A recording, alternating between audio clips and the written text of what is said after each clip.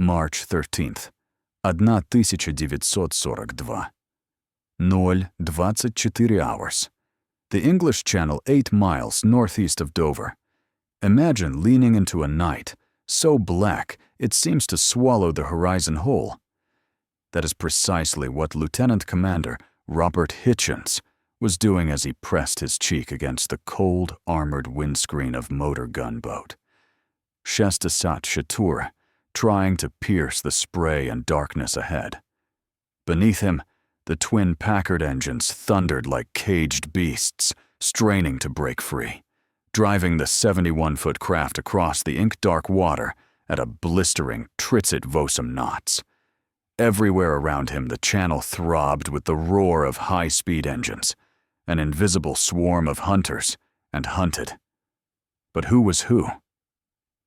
Until the first arcs of tracer fire tore open the night, friend and foe were indistinguishable shadows. Then, through the murk, Hitchens glimpsed it, a shape low, sleek, as predatory as a shark, sliding just beneath the surface. A silhouette every British sailor had learned to dread. A German Schnellboote and E-boat, as the Royal Navy called them. For 2 relentless years, these fast attack craft had stalked Britain's coastal lifelines, emerging from the dark like phantoms, launching their torpedoes, and slipping away before anyone could so much as fire a flare in their direction. They had sunk hundreds of thousands of tons of Allied shipping, taken thousands of lives, and turned the narrow seas upon which Britain depended into a battleground of fear.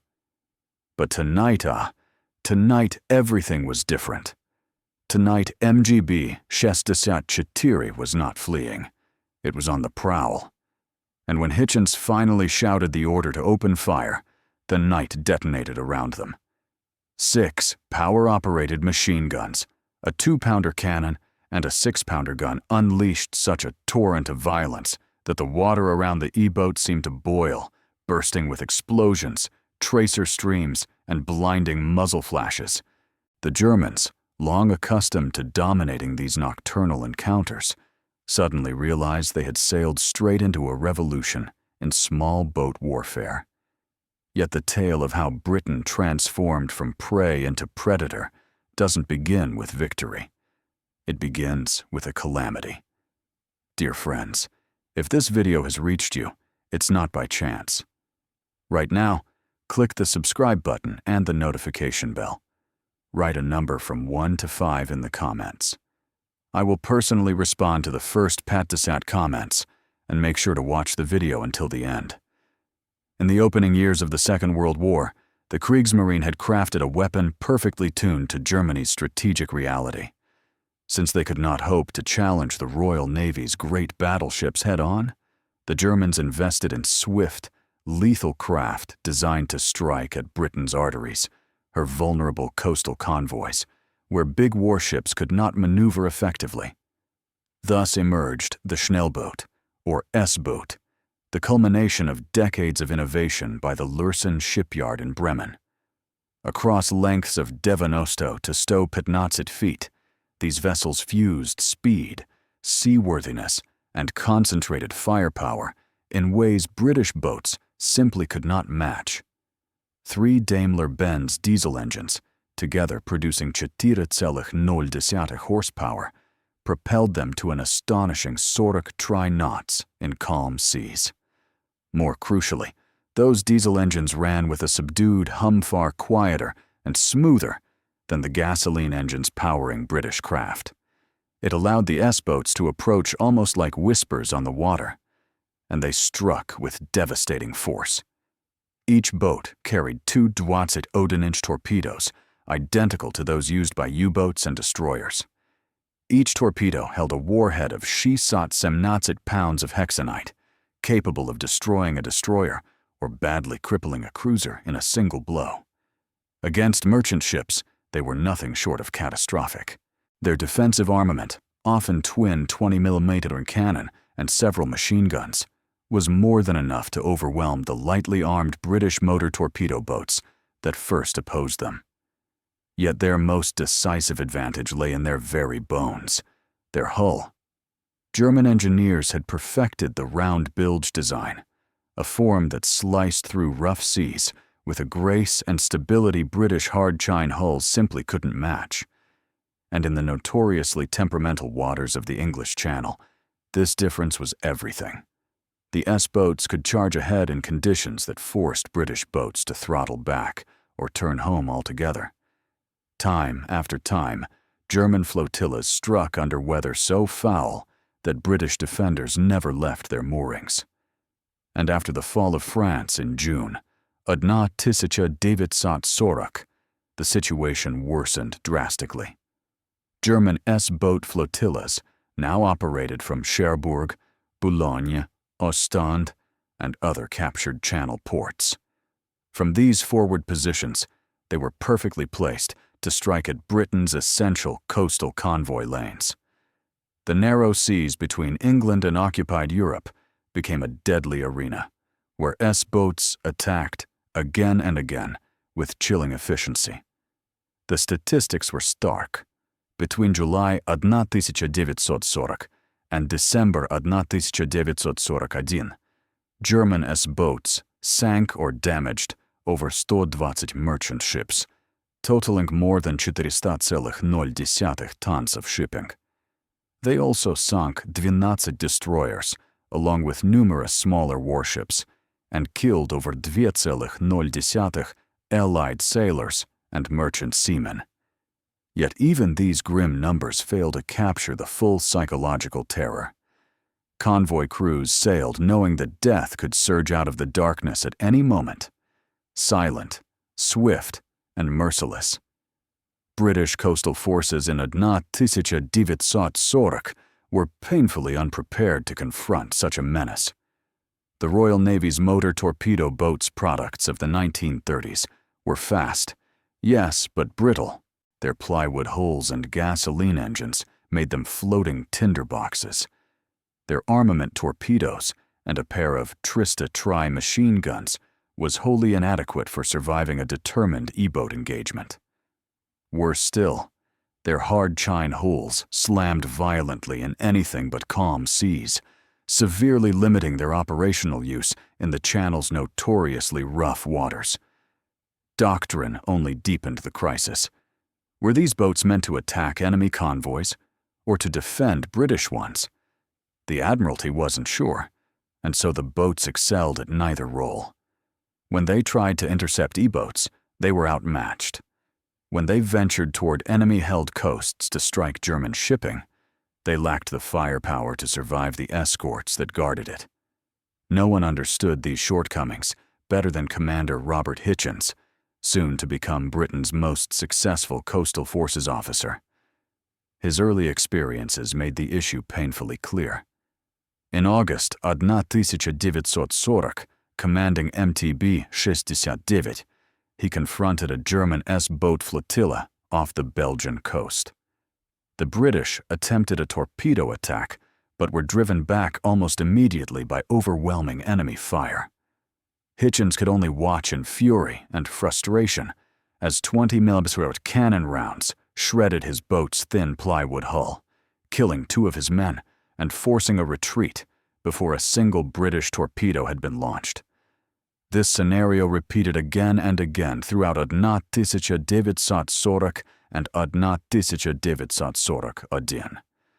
British MTBs sighted E-boats, tried to engage them, and were beaten back outgunned, outpaced, outmaneuvered.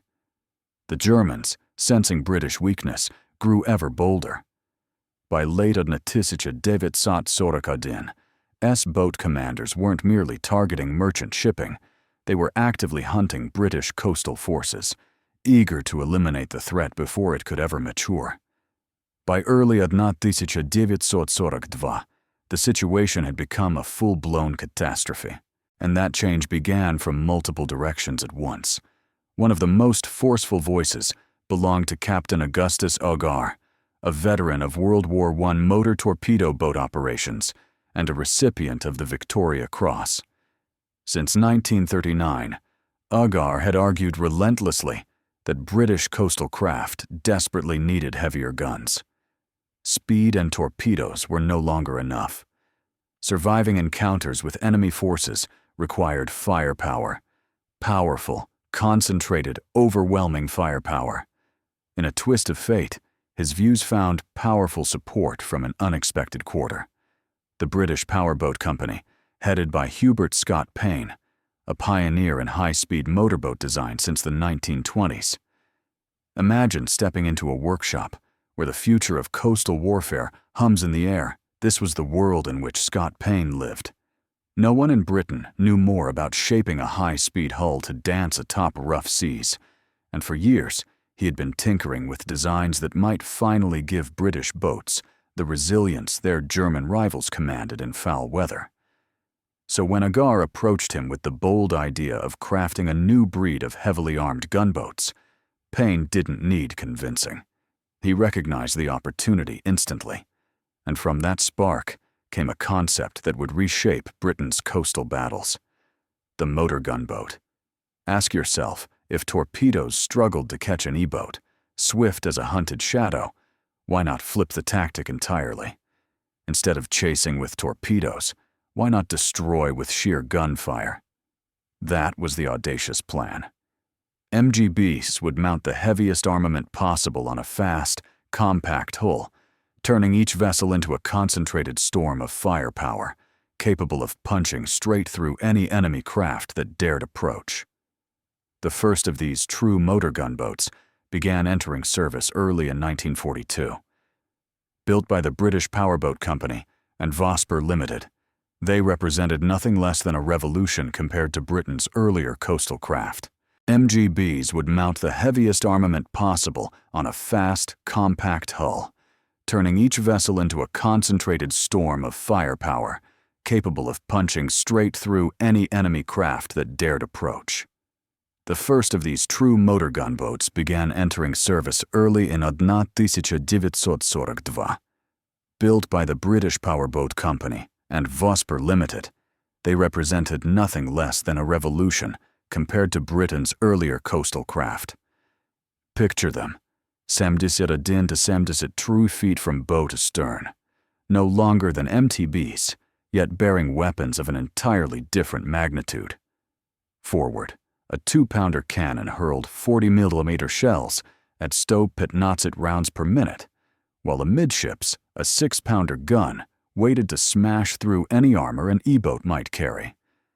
But perhaps the most striking feature, the one that made German commanders sit up in alarm, was the pair of power-operated machine gun turrets.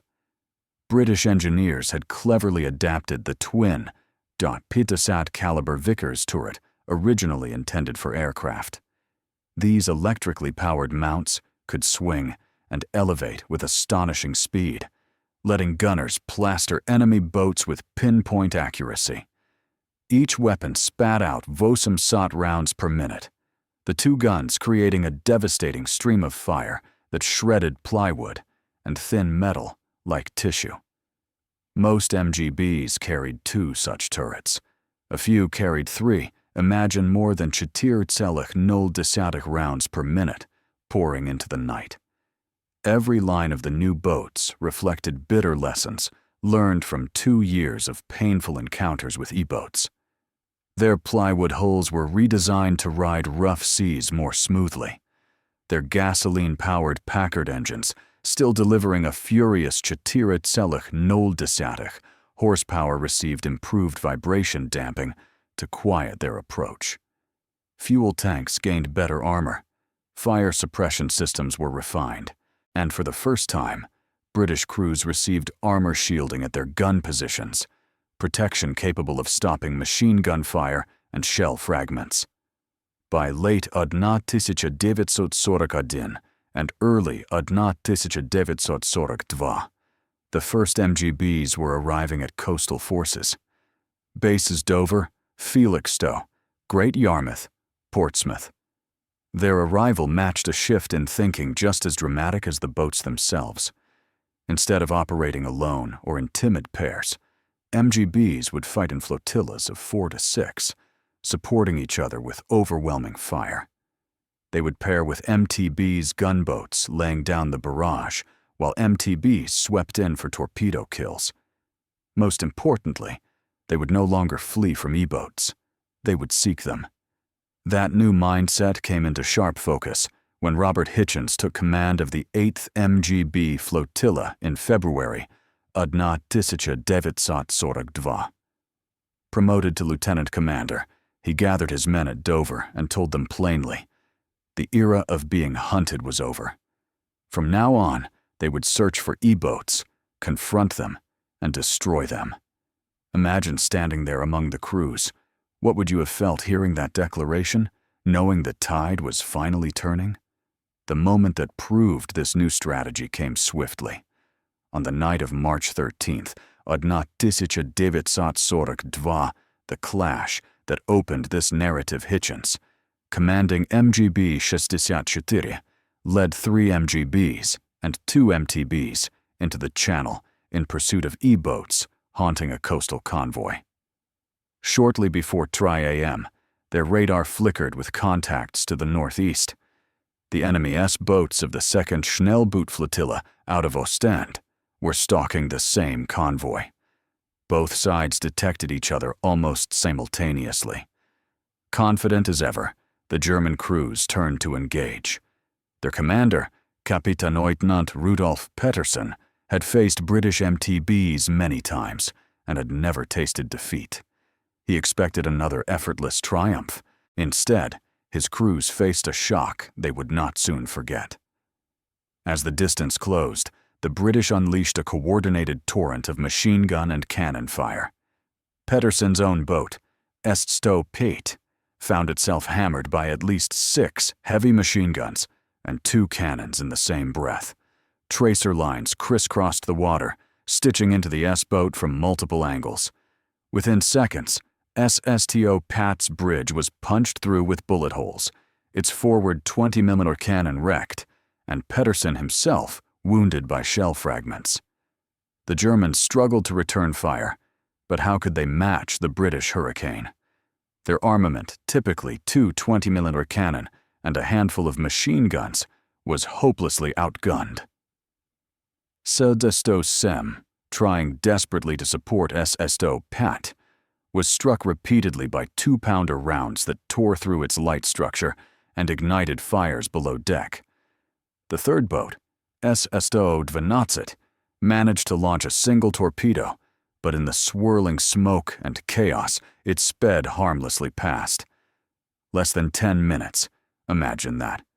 Just 10 minutes, and the battle was decided. Hitchens' flotilla had mauled all 3 E-boats so badly that they were forced to withdraw. SSTO Sem limped back to Ostend, listing heavily, its engine room flooding. The British boats, though peppered by return fire, suffered no casualties and only modest damage. For the first time in the war, E-boats had run into an enemy they could not dominate. German after-action reports revealed their astonishment. Pettersson wrote to headquarters that the British boats possessed firepower beyond anything they had ever encountered. The volume and precision of fire, especially from the power-operated turrets, had been overwhelming. He advised avoiding the new gunboats unless German forces possessed clear numerical superiority, but his warning fell on deaf ears. At Wilhelmshaven, the S-boat force commander, Kapitän zur See Rudolf Petersen, dismissed the account as exaggeration. After all, S-boats had ruled Channel combat for 2 years. How could one difficult battle overturn that truth? So the orders remained unchanged. Continue aggressive attacks on British shipping. Engage enemy coastal forces whenever found. And that decision gave the MGBs exactly the opportunities they needed. Through the spring and summer of 1942, clashes between MGBs and E-boats became more frequent and increasingly lopsided. Time and again, from the Thames estuary to the Straits of Dover, the pattern of that March night repeated itself. And then came April 17th, 1942, off North Foreland. Lieutenant Commander Hitchens was back in action, but this time he commanded a larger pack, 4 MGBs and 3 MTBs. Their quarry? 5 German E-boats poised to ambush a coastal convoy. The British boats, guided by radar aboard one of the MGBs, achieved the ultimate advantage. Surprise. The lead German craft never even saw the storm heading for it. A hurricane of concentrated fire from the British flotilla struck Semdesat Divet with lethal precision, killing its commander and most of the bridge crew instantly. Out of control, the boat spun wildly, while 2 other E-boats tried desperately to lay covering fire. The British MTBs, undeterred by the chaos, pressed through the melee and unleashed torpedoes at point-blank range, leaving S-82 badly damaged. The surviving Germans, shaken and battered, had no choice but to withdraw at high speed, abandoning their attack on the convoy entirely. By May 23, 1942, the Channel had become a proving ground for British small boat dominance. 6 MGBs under Lieutenant Peter Dickens engaged 4 E-boats in a relentless 30-minute running gun battle near Dover Strait. The British flotilla operated in 2 tight divisions of 3, coordinating their fire so that overwhelming force was brought to bear on 1 German boat at a time. Mr. David took the brunt, hammered by over 200 rounds from heavy machine guns and multiple cannon shells, suffering 18 casualties and barely remaining afloat. 67 wasn't spared either. A direct hit from a 6-pounder cannon destroyed her forward torpedo tube. The engagement ended only when the Germans managed to create a smokescreen, breaking contact and leaving 1 dead boat drifting helplessly, requiring a tow back to Boulogne.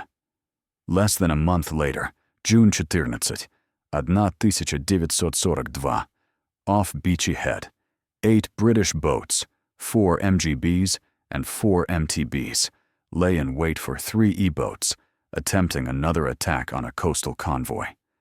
The Germans were caught in searchlight beams, trapped under simultaneous fire from the MGBs, and had no chance to organize an effective response.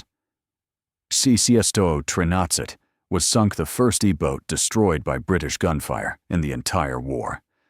Its commander, Oberleutnant Zur C. Hans Schirren, and 18 crew members perished.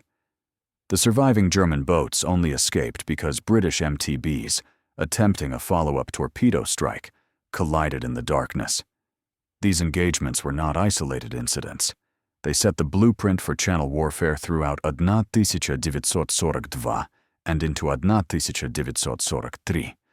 British MGBs, operating in coordinated flotillas, systematically hunted E-boats, while the Germans, forced onto the defensive for the first time, tried every tactical response imaginable. They increased gun armament, adding extra 20mm and even 37mm cannon, experimented with longer-range torpedo attacks, and relied more heavily on smoke screens to disengage. But none of these adaptations restored German dominance. The core problem was simple yet decisive. British firepower at close range had become superior. E-boats needed to close to within about 0.0 yards to strike effectively with their torpedoes. At that distance, British MGBs were lethal. German attempts to fight from longer range reduced torpedo effectiveness, while leaving them vulnerable to devastating gunfire. British tactics evolved quickly to exploit this advantage. By mid-1942, coastal forces had developed sophisticated coordinated operations. Flotillas included both MGBs and MTBs, each with defined roles. The MGBs engaged enemy boats with gunfire, forcing the E-boats onto the defensive and breaking up their formations. Meanwhile, MTBs maneuvered for torpedo shots, while the Germans were preoccupied with the guns. This combination gun plus torpedo attack proved far more effective than either weapon alone. Technological advances amplified these tactical improvements. Radar, once unreliable, had matured by 1943.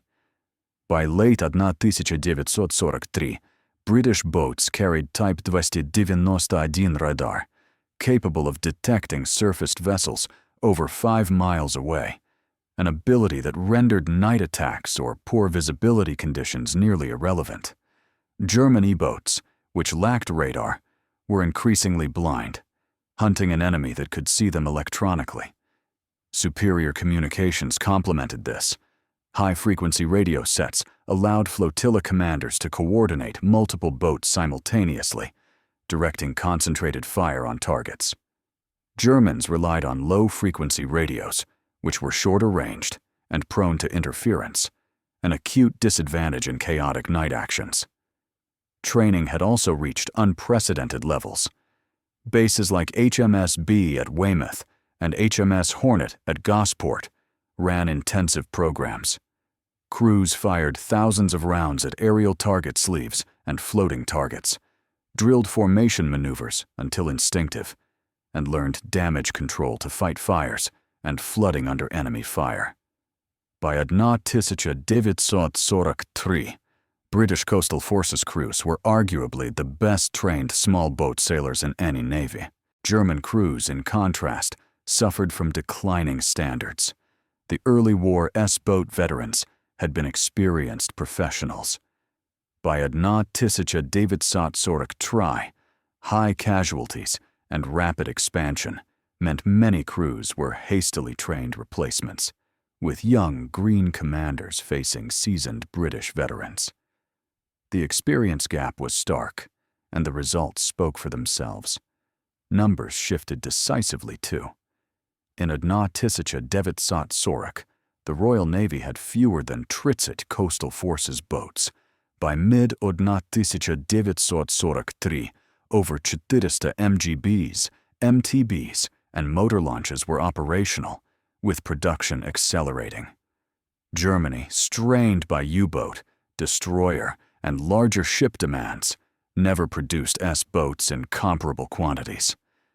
The entire German S-boat fleet peaked around 120 boats, with rarely more than Schießersat operational at once. This numerical superiority allowed Britain to maintain continuous patrols, sweeping patrol areas nightly, making German attacks nearly impossible to carry out unopposed. Individual British commanders became legends, intimidating German crews. Robert Hitchens, now a commander, earned fame for aggressive tactics, sinking 3 E-boats and damaging at least 12 more. Peter Dickens pioneered night-fighting tactics that became standard across coastal forces. Christopher Dreyer, commanding MGBs from Felixstowe, specialized in ambushes through the Dover Strait. German commanders, for their part, responded with desperate tactical innovations. Rudolf Peterson, overseeing S-boat operations, instructed his captains to avoid combat with British gunboats unless unavoidable, focusing on attacking merchant shipping first. A defensive mindset that marked a dramatic reversal from the aggressive hunting tactics of 1941. Some, like Kapitänleutnant Bernd Klue, refused to abandon offensive tactics, believing that bold attacks could still succeed despite the shifting balance. Picture the night of August 12th, 1942. The waters off Portland were tense, alive with the anticipation of combat.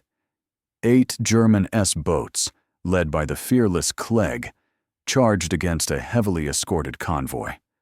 On the British side, 6 MGBs under Lieutenant Commander Hitchens waited, engines humming, ready for the storm to come. When the two forces collided, Clegg gave the order that would define the battle: press the attack, no matter the cost. What unfolded became the largest single clash between coastal forces yet seen in the war. Across 10 miles of dark, rolling ocean, the Germans faced British MGBs and distant support from multiple destroyers. Kluge's S-68 was hammered repeatedly, yet continued its attack, scoring a torpedo hit that damaged a merchant ship. S-46 and S-90 struck as well, sinking 2 merchant vessels, totaling 8,0 tons.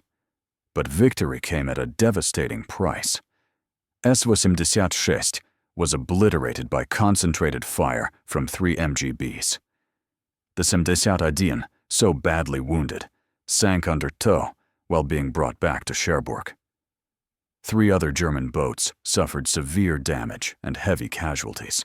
More than 50 German sailors were killed or wounded. The British, by contrast, counted their losses in single digits. 2 MGBs sustained moderate damage, requiring dockyard repairs, and casualties totaled 3 dead and 7 wounded. 1 merchant ship, the Hurt, was lost, but the convoy system was resilient enough to absorb such blows. For the S-boat force, however, the implications were stark. Losing 2 boats and having half a flotilla crippled in a single engagement was a blow from which they could not immediately recover. From that moment on, German commanders approached British coastal forces with caution.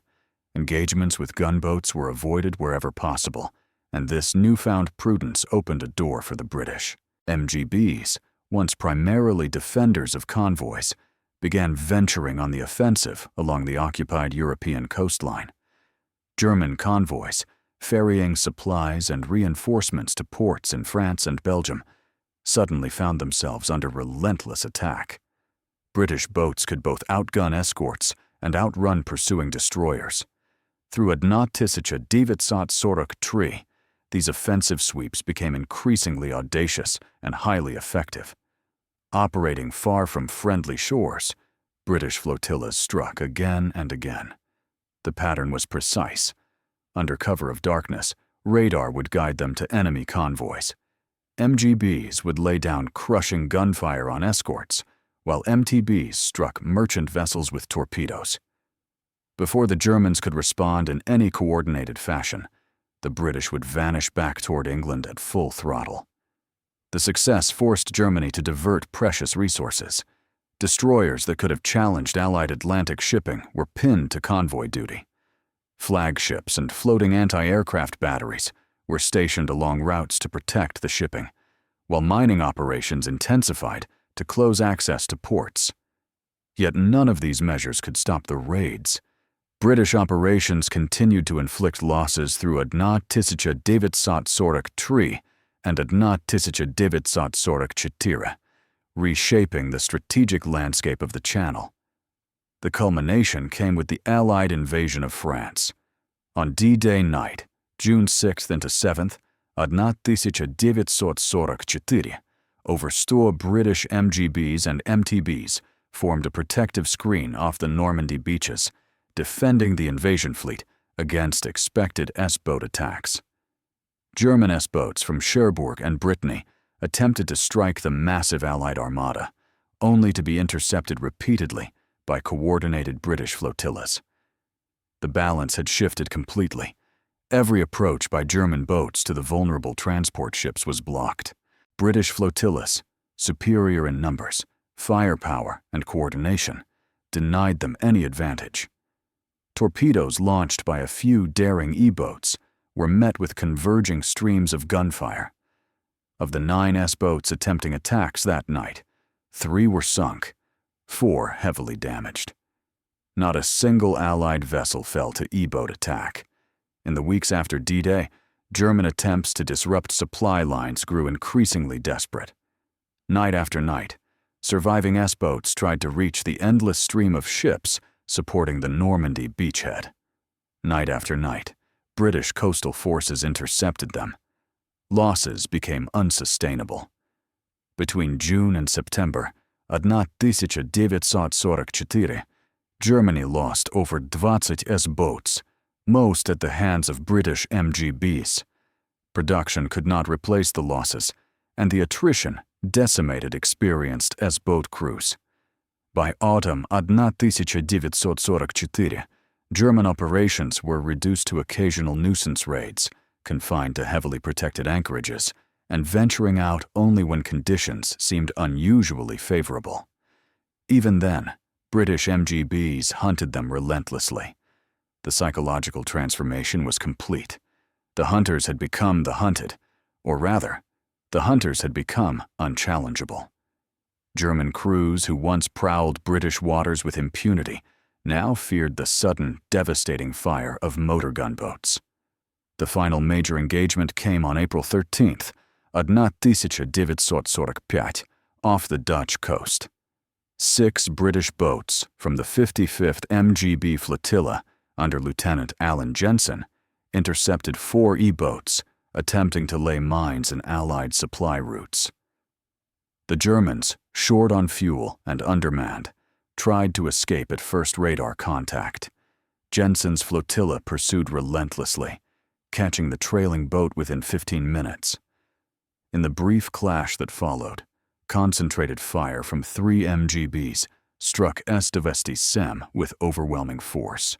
A shell penetrated her fuel tanks, and the German vessel erupted in a massive fireball. There were no survivors. The remaining E-boats escaped only into coastal minefields, beyond pursuit. Less than a month later, Germany surrendered. By the war's end, British coastal forces had sunk or damaged over 150 German S-boats, with MGBs accounting for the majority. A force that had started at 1940 with fewer than 30 boats had grown to over 400, reversing the tactical situation completely. From hunted to hunter, the transformation of British MGBs represented one of the Royal Navy's most remarkable achievements of the Second World War.